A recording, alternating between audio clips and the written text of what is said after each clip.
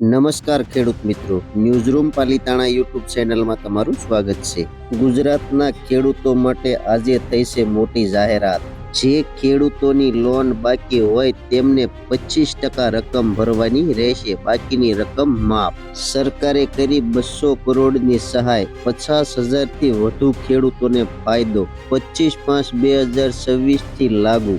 તો ચાલો વિગતવાર તમને માહિતી સમજાઈ દઉં ને ચેનલમાં નવા છો તો ચેનલને સબસ્ક્રાઇબ કરવાનું ભૂલતા નહીં। કેન્દ્રમાં રજૂઆત, ખેડૂતો માટે મહત્વની જાહેરાતો કરવામાં આવ્યા બાદ ગુજરાત સરકાર દ્વારા મોટી ભેટ આપવામાં આવી છે, જેનો સીધો જ લાભ રાજ્યના 50,000 જેટલા ખેડૂતોને મળશે। રાજ્ય સરકારે તાજેતરમાં લીધેલ નિર્ણય પ્રમાણે જે ખેડૂતોએ ખેતી બેંકમાંથી લોન લીધી હોય અને તેની ચૂકવણી બાકી હોય તેવા ખેડૂતોએ માત્ર 25% રકમ ભરવાની રહેશે। કેન્દ્ર સરકાર દ્વારા રજૂ કરાયેલા સામાન્ય બજેટના બીજા જ દિવસે ગુજરાતના ખેડૂતો માટે મોટા રાહતના સમાચાર સામે આવ્યા છે। ખેતી બેંકમાંથી લોન લીધેલા ખેડૂતો તેમની બાકીની રકમના 25% જ ભરપાઈ કરવાની રહેશે। 25% રકમ ભરાશે તો બાકીની રકમ માફ કરવાની મંજૂરી આપી દેવાઈ છે। આ જાહેરાતથી 50,000 ખેડૂતોને સીધો જ લાભ થશે। આ સમગ્ર યોજનાથી 200 કરોડ રૂપિયાની ખેડૂતોને રાહત મળશે। આ યોજનાનો લાભ માત્ર ખેતી બેંકના ખેડૂતોને મળશે તેવું પણ જણાવાયું છે।